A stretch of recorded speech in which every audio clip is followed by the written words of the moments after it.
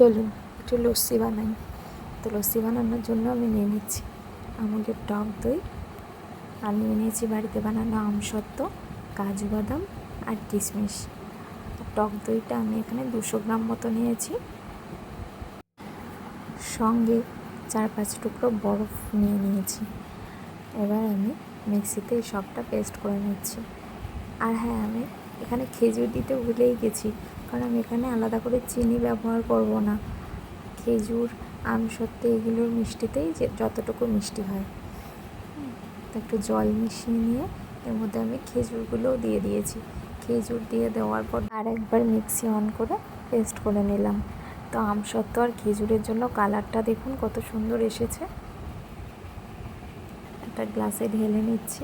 এটা আমি আমার মেয়েকে দেবো, মেয়েই টেস্ট করে বলবে কেমন হয়েছে।